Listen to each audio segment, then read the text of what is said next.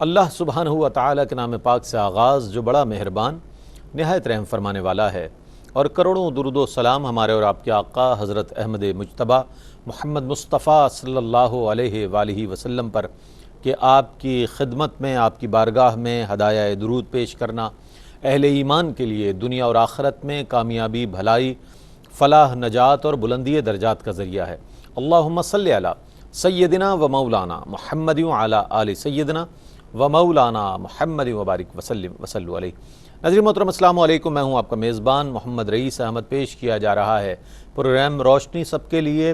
منگل تا جمعرات آپ کی خدمت میں حاضر ہوا کرتے ہیں، مختلف موضوعات ہمارے پروگرام کا حصہ ہوا کرتے ہیں۔ آپ کی لائیو کالز پر آپ کے سوالات لیے جاتے ہیں اور ان کے جوابات مقتدر و معروف علماء دین، مفتیان دین، اسکالرز حضرات، مشائخ عظام کی موجودگی میں آپ تک پہنچائے جاتے ہیں۔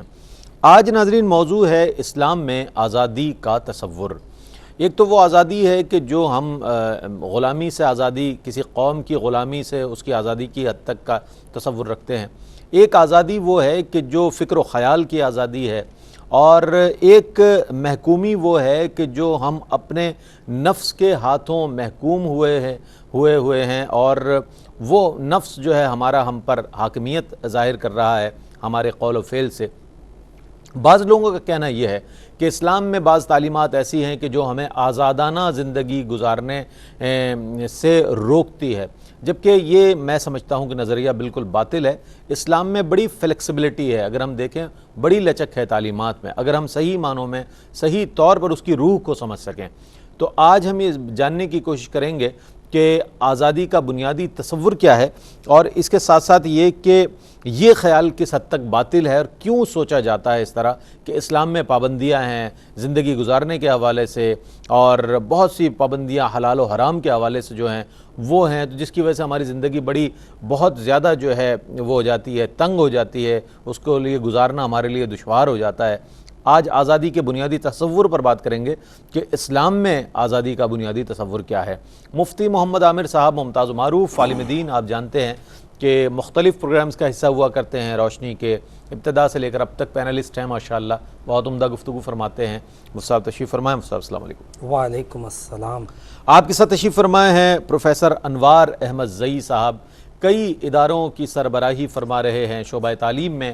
پاکستان میں اگر ان شخصیات کا ہم شمار کریں کہ جو چند ایک شخصیات ہیں، ان میں سے ایک شخصیت ماشاءاللہ ARYQ-TV کو میسر ہیں ماشاءاللہ، اور مختلف پروگرامز میں تشریف لاتے ہیں، بہت عمدہ گفتگو فرماتے ہیں، وقی مطالعہ رکھنے والی شخصیت ہمارے ساتھ موجود ہیں پروفیسر انوار احمد زئی صاحب۔ سر السلام علیکم۔ وعلیکم السلام ورحمۃ اللہ وبرکاتہ۔ اسلام میں آزادی کا تصور کیا ہے؟ اسلام آزادی کا کیا تصور پیش کرتا ہے؟ ضرور قرآن میں چاہتا ہوں پہلے اس پر کچھ کلام فرما دیں، آپ تو آگے بڑھیں۔ بسم اللہ الرحمن الرحیم۔ بہت شکریہ رئیس بھائی،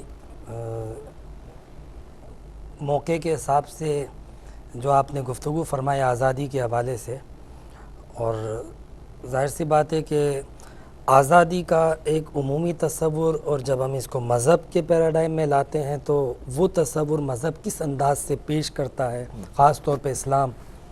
عام طور پہ مطلب جب آزادی کی بات کرتے ہیں تو کسی قوم یا ریاست یا خطے کی آزادی کا تصور ذہن میں آتا ہے، جو اس وقت معروف ہے۔ اچھا، ایک آزادی ہوتی ہے فرد کی آزادی، جس کو حقیقی آزادی کہا جاتا ہے۔ یہ تو ہو سکتا ہے کہ خطہ یا ریاست کسی بیرونی مداخلت سے آزاد ہو اور خود مختار ہو، لیکن وہ ریاست کسی ڈکٹیٹر کے انڈر میں ہو، کسی ایسے بادشاہ کے انڈر میں ہو کہ جو پوری رعایا پر، جیسے فرعون تھا، وہ ایک ایسی ریاست پر حکومت کرتا تھا کہ جس میں پوری رعایا اس کی غلام تھی۔ تو جو اسلام میں آزادی کا تصور ہے وہ اصل میں ہے بڑا آفاقی اور حقیقی تصور، فرد کی آزادی، کہ اللہ تبارک و تعالیٰ نے انسانوں کو آزاد پیدا کیا ہے۔ صحابہ اکرام جب دین اسلام کی تبلیغ کے لیے جاتے تھے اور کوئی پوچھتا تھا تمہارا موٹیو کیا ہے، مقصد کیا ہے، تو وہ بتاتے تھے کہ ہمارا مقصد جو ہے وہ نظام عدل کا قیام ہے، اور اللہ کے بندوں کی غلامی سے نکال کے ایک خدا وحدہ لا شریک کی بندگی میں لانا ہے۔ تو انسان کو انسان کی غلامی سے نکالنا یہ اسلام کا پہلا نعرہ ہے۔ قرآن پاک کے اندر اللہ رب العزت نے جہاں یہ فرمایا لقد کرمنا بنی آدم، کہ ہم نے بنی آدم کے اوپر عظمت کا، فضیلت کا، شرافت کا تاج رکھا، وہیں فرمایا کہ ہم نے تم کو خشکی اور پانی کے اندر سواریاں دی اور تمہیں ہم نے جو ہے وہ بے شمار نعمتیں دی. تو یہ نعمت ہی ہے آزادی، ایک سب سے بنیادی نعمت ہے کہ انسان کو اللہ تبارک و تعالیٰ نے کسی دوسرے انسان کی غلامی سے آزاد کیا ہے. نبی اکرم صلی اللہ علیہ وسلم کی جس وقت بعثت ہوئی تھی وہ غلامی کا دور بھی کہلاتا تھا، یعنی جہاں دیگر خرابیاں تھی، توہمات تھے، شرک تھا، وہاں غلامی کا بھی ایک تصور موجود تھا اور باقاعدہ سیل پرچیز ہوتی تھی، انسانوں کی خرید و فروخت ہوتی تھی. نبی کریم صلی اللہ علیہ وسلم نے اس سسٹم کو ختم کیا اور جو پہلے سے غلام چلے آ رہے تھے تو مختلف مواقعوں پر جو اسلام کے اندر ایک امور دینیہ کے اندر غلطیاں ہو جاتی ہیں، قرآن کے اندر بھی آپ دیکھیں تو کفارے کے طور پہ یہ رکھا کہ غلام کو آزاد کر دو، غلام کو آزاد کر دو، تاکہ یہ یعنی اسلام ختم ہو آزادی جائے. چاہتا ہے، آزادی کو پسند غلامی کرتا کو ہے، ختم کرنا غلامی کو چاہتا ختم کرتا ہے. واہ واہ. اور آزادی بہت جو عمدہ، انسان کا بنیادی حق ہے بہت فراہم کرنا چاہتا ہے. اسلام کے آنے کے بعد جو انسانوں کی غلامی کا جو تصور تھا، جس طرح کی ہم ہسٹری میں پڑھتے ہیں، غلام رکھا جاتا تھا، انہیں پہننے کے لیے کپڑے ٹھیک نہیں دیے جاتے تھے، یعنی ایسے نہیں دیے جاتے تھے کپڑے کہ وہ آقاؤں کی طرح نظر آئیں، ان کے لباس الگ ہوتے تھے، ان کا پہناوا ایسا ہوتا تھا کہ دور سے محسوس ہوتا تھا کہ کسی کا غلام چلا آ رہا ہے. تو یہ تصور جو ہے اسلام نے اس تصور کو باطل قرار دیا اور نبی کریم علیہ السلام کی حیات مبارکہ میں ہمیں ایسے کئی چیزیں نظر آتی ہیں. حضرت بلال حبشی رضی اللہ تعالیٰ عنہ جو کہ امیہ بن خلف کی اس میں تھے، پہنچایا کرتا تھا، لیکن حضرت ابوبکر صدیق رضی اللہ تعالیٰ عنہ کو یہ حکم ملا کہ بلال کو آزاد کیا جائے. تو غلامی کے تصور کو جو ختم کرنے کا سسٹم ہے، اسلام نے اس کو رائج کیا اور اس کے بعد جو آزاد لیکن اسلام کے مطابق جو زندگی ہے اس نے صحیح مانو. اقبال نے کہا کہ خیرت کو غلامی سے آزاد کر، جوانوں کو پیروں کا استاد کر. خیرت جو ہے، ہماری فکر جو ہے، اگر یہ غلام ہے، یہ مغلوب ہے، تو پھر سارا جسم ہمارا مغلوب ہے. سر کیا فرمائیں گے اس حوالے سے کہ غلامی صرف کسی آقا کی نہیں ہوتی، بنیادی طور پر غلامی جو ہے وہ انسان کی فکر پر ہوتی ہے، اس کے جسم پر ہوتی ہے، پھر جسم پر ہے تو افعال بھی غلامانہ ہوں گے. کیا فرمائیں گے اس حوالے سے؟ بسم اللہ الرحمن الرحیم. بہت اچھی طرح سے آپ نے تو اس کو کھول دیا، اس کے مفہوم کو. پھر مفتی صاحب نے بھی فرمایا.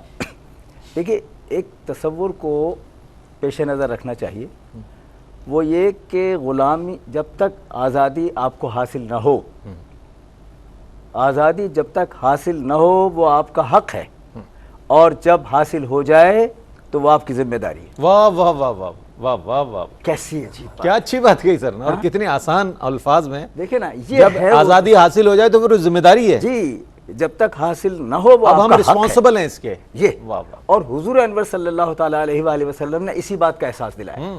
یہ جو کہا جاتا ہے بہت ہی عمدہ بات کہ حضور انور نے دین کی کنجی سے دنیا سمجھنے کا تالا کھول دیا. یہ اس کا مفہوم یہ ہے کہ آزادی بظاہر ایک سماجی اور معاشرت کی ذمہ داری ہے، معاشرتی انداز ہے، لیکن جب معاشرت کو دین بنا دیا جائے تو اس سے بڑی آزادی اور کیا ہوگی، اور کیا ہو سکتی ہے، کہ عدل ہے اور انصاف ہے اور مساوات ہے اور رواداری ہے اور وفاداری ہے اور احترام انسانیت اور احترام آدمیت ہے. یہی تو آزادی کے عناصر ہیں. بالکل.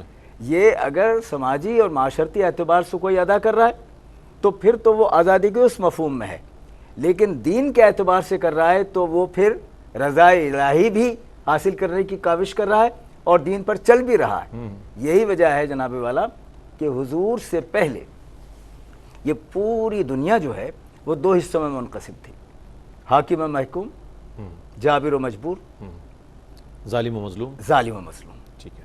حضور نے آ کے اس سنویت کو توڑ دیا اور کہا کہ اس وقت تک دین کا غلبہ نہیں ہوگا جب تک کہ آپ یہ نہ مانیں کہ جس کا حق ہے وہ حاکم ہے. اس لیے فرما دیا کسی عربی کو کسی عجمی پر کسی وہ تو خطبہ آخر کا واہ واہ. جو جسے آپ منشور کہیں، مطلب برابری، اخوت اور مساوات کی بنیاد رکھ دی نا. بہت عمدہ آپ نے اشارہ فرمایا کہ خطبہ آخر کا آخر جو ہے وہ منشور ہے عالمگیر.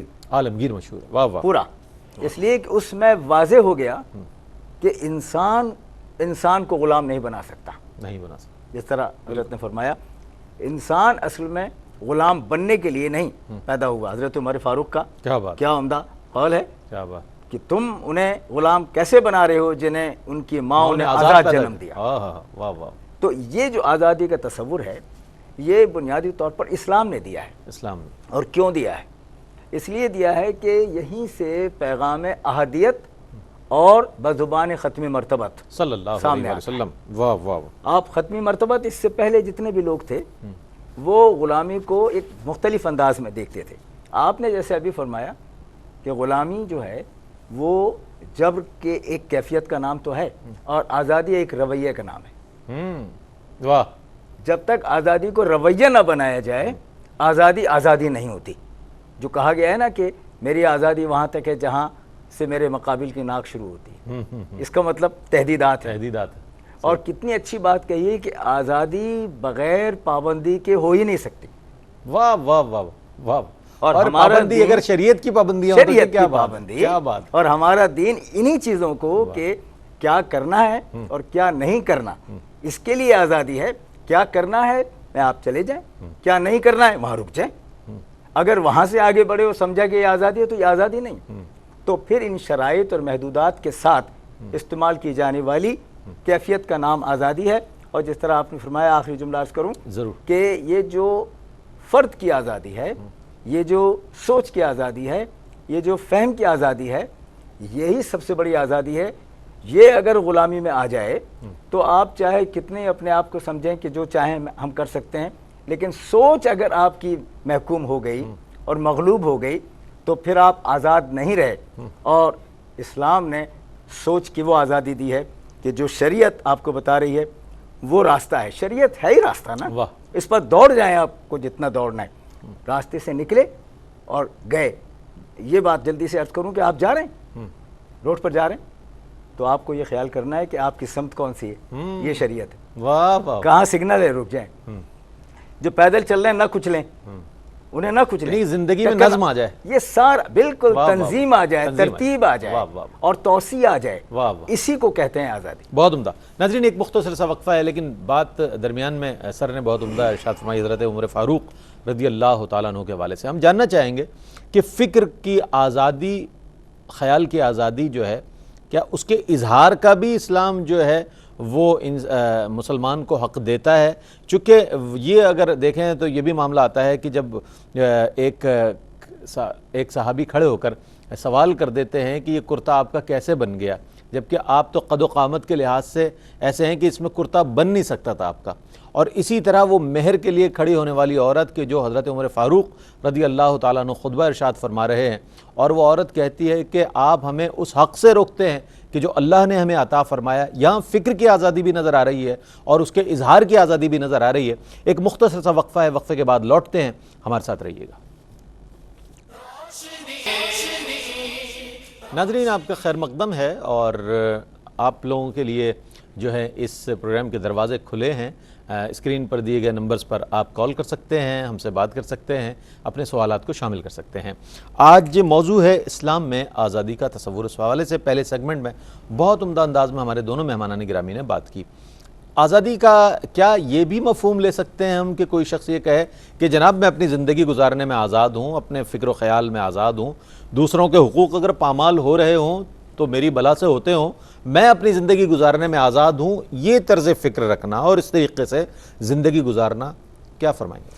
سر نے اس میں بڑی ایک پیارا جملہ ذکر کیا تھا, وہ بھی میں چاہتا ہوں جی ضرور میں شامل رہے, ضرور, کہ آزادی بغیر پابندی کے ہو نہیں سکتی. واہ واہ, یہ بڑا پیارا فلسفہ آزادی کا. تو جملے بڑے سجے ہوئے ہوتے ہیں, بڑے ترتیب کے ساتھ ہوتے ہیں. تو اس اعتبار سے جو آپ نے فرمایا کہ مطلب یہ جو تصور ہے کہ مطلب مادر پدر آزاد, میں جو چاہوں کرتا رہوں, ایسا آزادی کا تصور کہیں پوری دنیا میں نہیں ہے, اور نہ ہی ایسی آزادی ممکن ہے.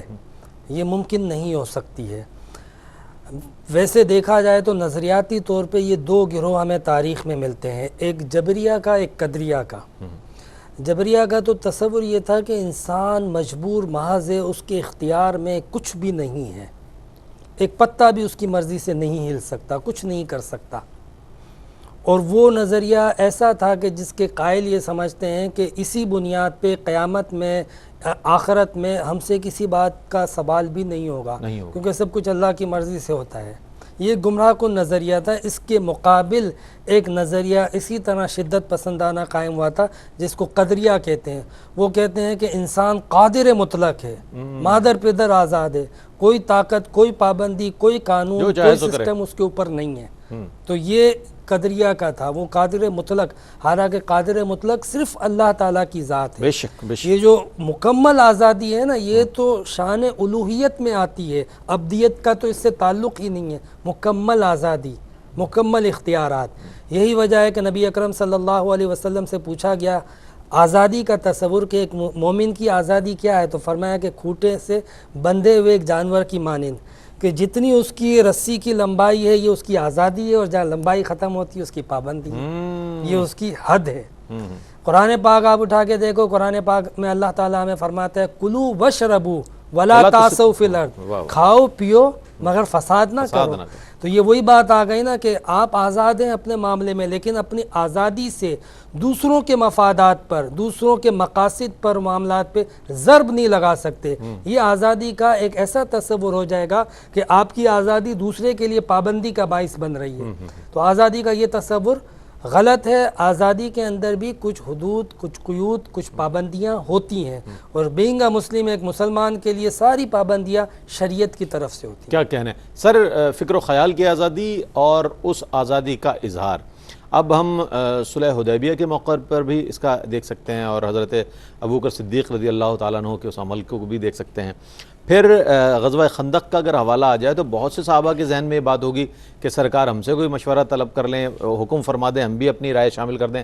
لیکن یہ اعزاز حاصل ہوتا ہے, سعادت جاتی ہے حضرت سلمان فارسی, چونکہ فارس تھے وہ, تو خندق کا مشورہ جو ہے وہ متفقہ طور پر مانا جائے. کیا فرمائیں گے آپ, اظہار رائے کی آزادی فکر و خیال کی تو ہے, اظہار رائے کی آزادی کے حوالے سے اسلام ہمیں کیا تصور دیتا ہے؟ جس طرح آپ نے مثالیں فرمائی ہیں یہ تو خیر ہیں ہی بدیہی طور پر سامنے, لیکن میں تو یہ عرض کروں گا کہ پہلی بات تو ذرا ہم اسلام سے پہلے کی جو دوسرے دین اور مذاہب ہیں ان میں آتے ہیں, اور پھر آتے ہیں یہاں, اور پھر حضور انور صلی اللہ تعالیٰ علیہ وآلہ وسلم نے جو خود اجازت دی ہے, مشاورت خود کی ہے اور اجازت دی ہے, اور جس کا صاحب مشورہ ہے اس کو مانا.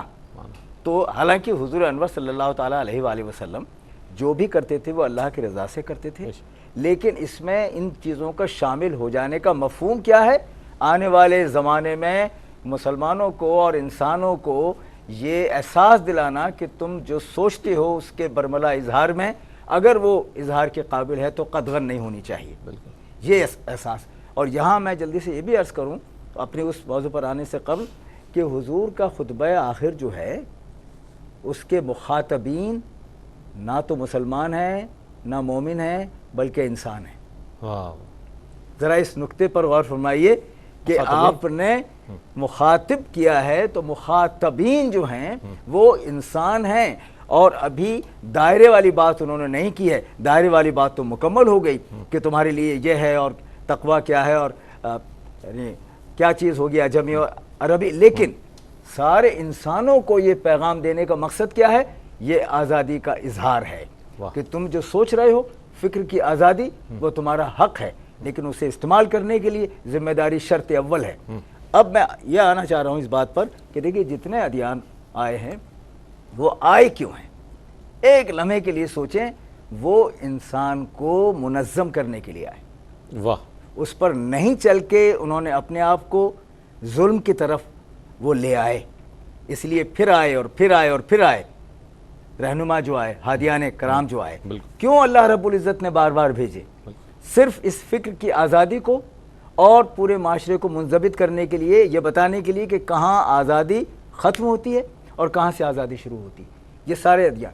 لیکن جب حضور انور آئے ہیں تو پھر منظرنامہ بالکل بدل گیا. اس اعتبار سے بدل گیا کہ آپ نے یہ فرمایا کہ اب وہ ساری چیزیں, سارے دین اس لیے ختم ہو گئے کہ انہوں نے اپنے اوپر ظلم کیا تھا. اب یہ مکمل دین تمہارے سامنے آ رہا ہے تو میں مثال بن کے آ رہا ہوں. دیکھیں اس سے پہلے کے جتنے بھی ادیان ہیں ان میں مثال وہ نہیں ہے, آپ نام لینے کی یہاں ضرورت نہیں. مثال اکمل, مثال مکمل حضور کی ذات انور ہے.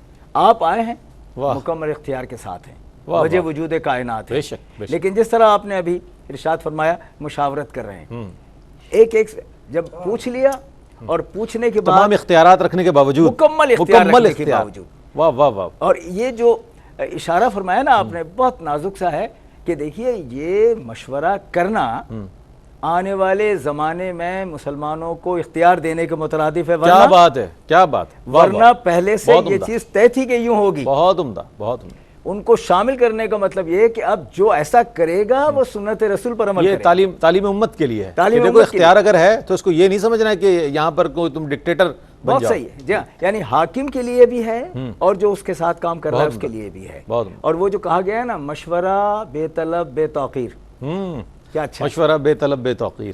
مشورہ بے طلب بے توقیر. بالکل. تو اگر طلب کیا جائے تو پھر امانت ہے. امانت ہے. اور اسی لیے آپ نے اشارہ فرمایا حضرت فارسی کا رحمۃ اللہ رضی اللہ تعالیٰ عنہ کا, تو حضرت سلمان فارسی رضی اللہ تعالیٰ عنہ اصل میں چونکہ فارس کے تھے اور وہاں اس طرح کی چیزیں ہوتی تھی, تو آپ ذرا سوچیں. میں یہ بتانا چاہ رہا ہوں کہ آزادی خیال جو ہے وہ کائنات پر محیط کی اللہ رب العزت کے تائید سے حضور انور صلی اللہ تعالیٰ علیہ وسلم اس کو امپلیمنٹ کر کے دکھایا, اپلائی کر کے دکھایا اس کو کہ وہاں ہو رہا ہے نا. حالانکہ عربوں کا یہ انداز نہیں تھا جنگ کا. وہاں ہو رہا ہے نا, تو وہاں ہو اس کا مطلب کوئی یہاں حدود نہیں ہے, نہیں ہے کوئی. نہیں, آفاقیت کی ایک مثال یہ, عالمگیریت کی ایک مثال. ایک کالر ہمارے ساتھ. السلام علیکم. جی وعلیکم السلام بھائی. میرے کو السلام علیکم, بہت دیر سے آپ انتظار کر رہے ہیں. السلام علیکم. جی بھائی آپ کو آواز آ رہی ہے نا؟ السلام علیکم. غالباً کال ڈراپ ہو گئی ہے جس کے سبب. السلام علیکم. جی وعلیکم. جی فرمائیے, ذرا ٹیلی ویژن سیٹ کی آواز بند کر دیں گی آپ تو ہمیں آپ کی آواز نہیں, میرا خیال ہے کوئی مواصلاتی نظام میں خرابی. بہر صورت بات بہت عمدہ انداز, سر نے اتنی اچھی بات کی, میں چاہتا ہوں آپ اس پر کچھ کلام فرمائیں, چونکہ اس نہج پر بات آ گئی ہے کہ آپ کے کمنٹس بھی آ جائیں گے اس میں, تو مزید اس میں جی ہاں اہتمام ہو بالکل. جائے گا. یہ جو لاسٹ میں یہ بات فرمائی کہ نبی کریم علیہ السلام جو ہے انہوں نے فرمایا مشورہ سنت ہے, سنت, مشورے کا حکم دیا.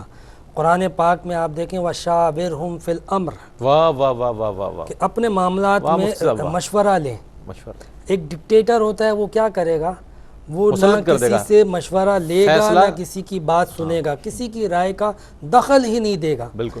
اب تاجدار کائنات کا اتنا بڑا حوالہ کہ جن کو ہر چیز کا علم ہے, ہر چیز کا اختیار ہے, ہونا کیا ہے یہ بھی پتہ ہے, لیکن تعلیم امت کے لیے کہ آپ مشورہ فرما رہے ہیں صحابہ اکرام سے, اور بسا اوقات ایسا ہوا کہ آپ نے مشورہ نہ بھی طلب کیا تو صحابہ نے مشورہ دیا.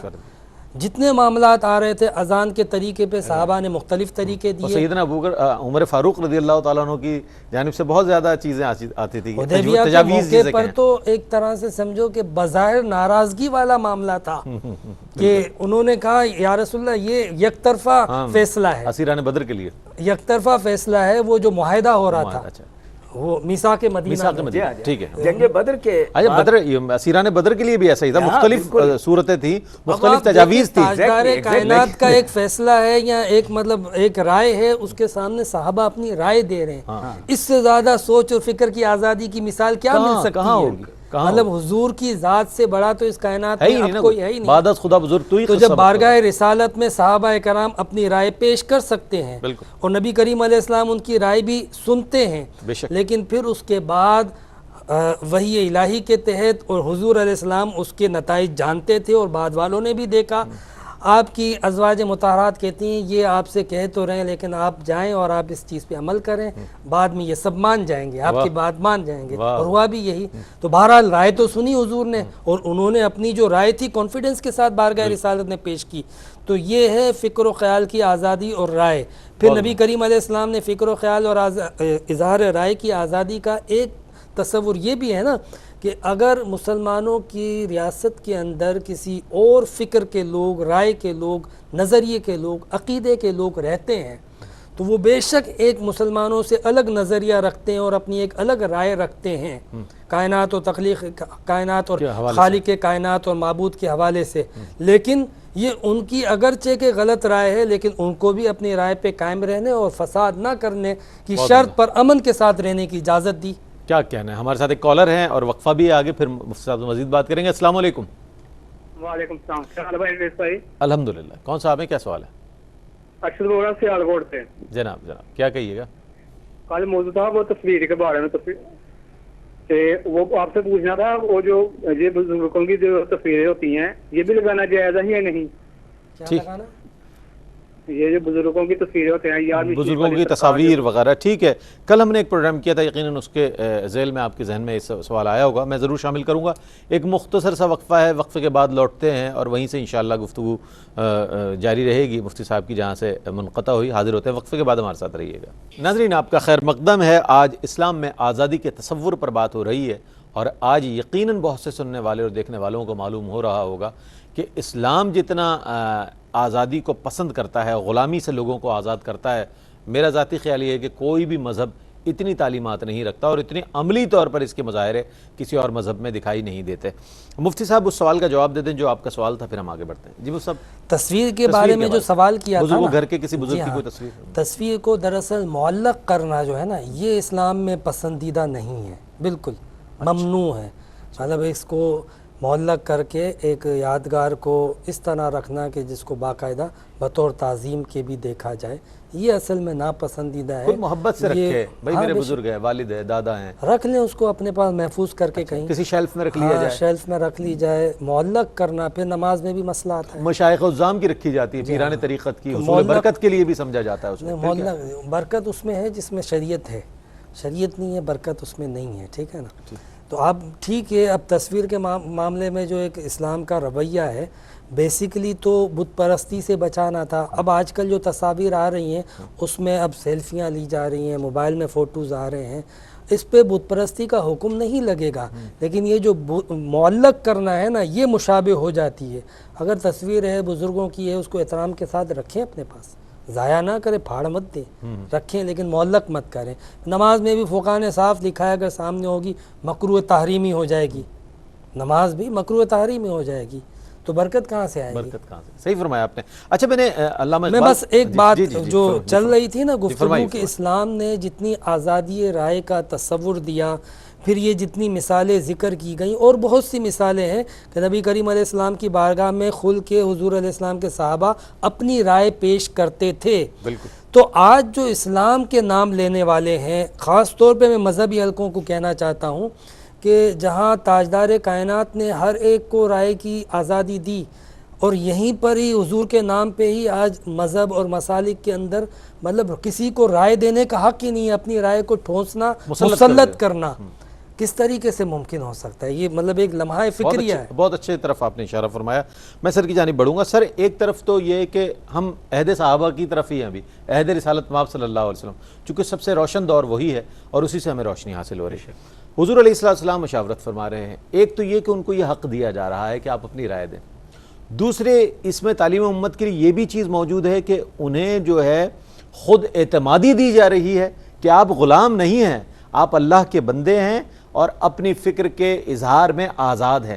تو یہ خود اعتمادی کا عمل آج ہم یہ دیکھتے ہیں کہ ہمارے گھروں میں بھی نہیں ہے۔ اگر کوئی خاندان کے کوئی بزرگ ہیں، انہوں نے کوئی فیصلہ کر دیا، سر تسلیم خم کرتے ہوئے، سر تسلیم خم کرتے ہوئے لوگ مان لیتے ہیں، لیکن پھر کچھ نوجوان ایسا بھی طبقہ ہوتا ہے، اس میں یہ تو جناب ہم تو اس سے متفق ہی نہیں ہے، یہ پرانے لوگ ہیں، پرانے دور کی باتیں، آج کے دور کا یہ مسئلہ ہے اور یہ ہمارے عصری تقاضے ہیں۔ کیا آپ فرمائیں گے اس حوالے سے؟ آج ہمارے ہاں جو بزرگوں میں اور ینگ جنریشن میں جو گیپ نظر آ رہا ہے وہ شاید یہی ہے، آپ کچھ فرمائیں گے اس حوالے سے؟ یہ ایک تو آپ نے جو اشارہ فرمایا نا کہ حضور نے اعتماد بخشا، بالکل، ایک تو یہ بڑا نازک سا معاملہ ہے جس طرح آپ فرما رہے ہیں۔ صحابہ کو تو اعتماد بخشا لیکن تاریخ کو اعتبار بخشا۔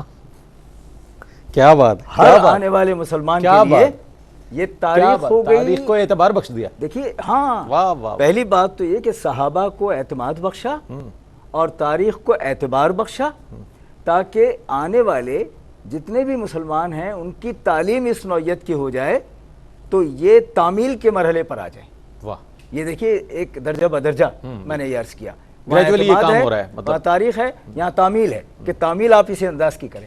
تو آپ کے سوال کے دوسرے حصے میں خود بخود یہ چیز کور ہو جاتی ہے کہ جب تعمیل کے مرحلے پر آپ آ گئے ہیں تو جو بھی بزرگ ہیں وہ آپ کو دیں یہ اختیار کہ آپ اپنی رائے دیں، اور آپ اپنی رائے دے کر ان پر چھوڑ دیں، ان کے تدبر پر بھی، یہ بھی ایک بات ہے، اس لیے کہ وہ پھر فیصلہ کریں تو وہ سارے آراء کو سامنے رکھ کر اس طرح کریں گے کہ جس طرح ہونا چاہیے۔ یہ بات کہنے کے بعد میں ایک دلیل پیش کرنا چاہتا ہوں۔ ضرور فرمائیں، ضرور۔ دلیل یہ ہے مفتی صاحب کہ اس وقت دنیا میں کتنے معاشرے ہیں، ایک کام ایک معاشرے میں معیوب ہے، دوسرے میں معیوب نہیں معیوب ہے۔ نہیں ہے۔ اس طرح یہاں آزادی نہیں ہے اس کام کے لیے، یہاں آزادی ہے اس کام کے لیے۔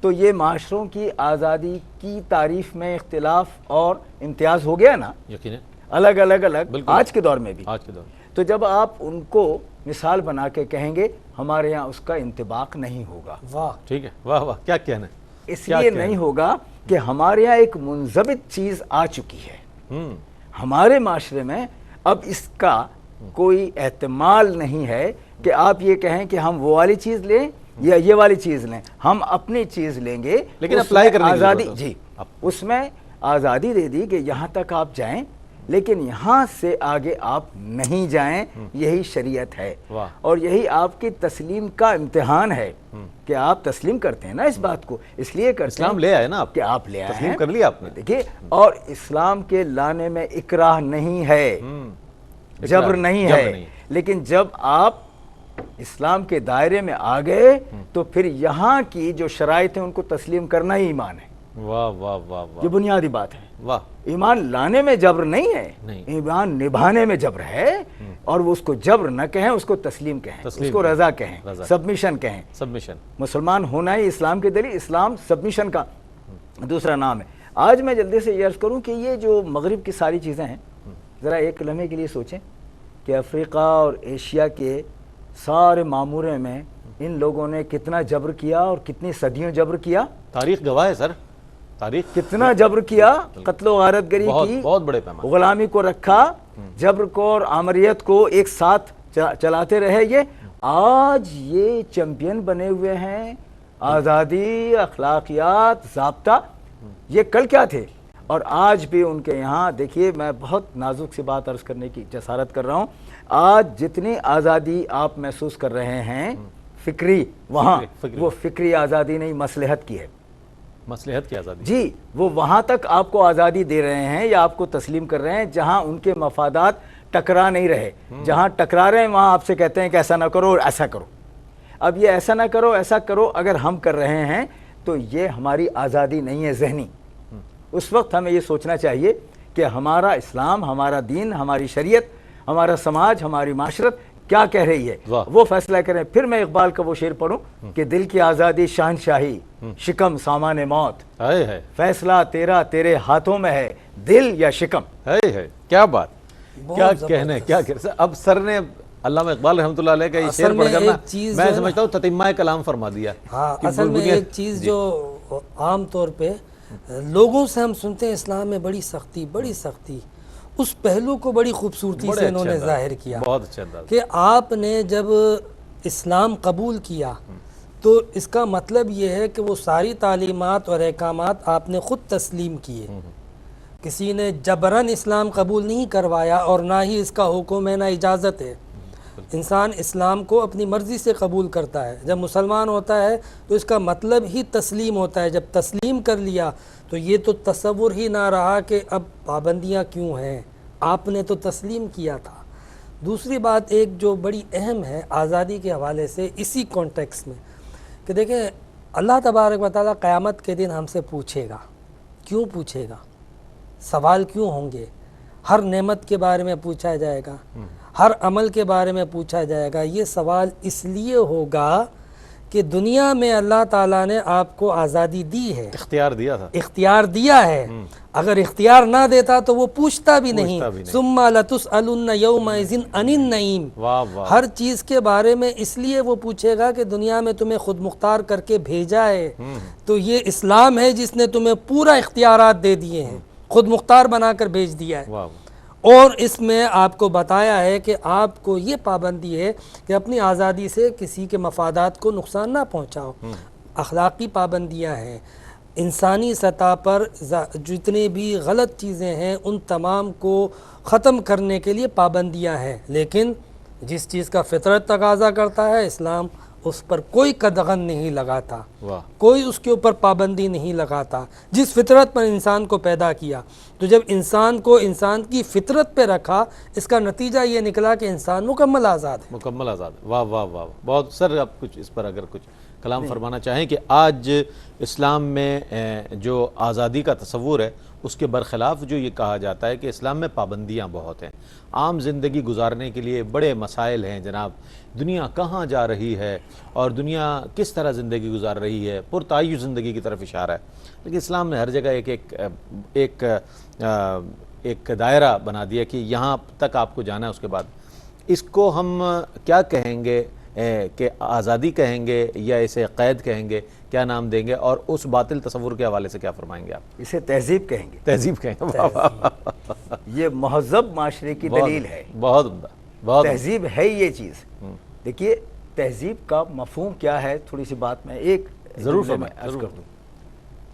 مختلف پھول لے لیں، اس کے ساتھ کانٹے ہیں، کانٹوں کو ہٹا دیں، پھول کے ساتھ پتے ہیں، ان کو بھی ہٹانا چاہیں تو ہٹا دیں، مختلف رنگوں کے پھول آپ نے لے لیے، کانٹے ہٹا دیے اور اس کے پتے بھی الگ کر دیے، اس کو ایک تصور اور تصویر اور تشکیل دینے کے لیے جب یہ کر لیا آپ نے، اسے سبد گل یا گلدستہ بنا لیا۔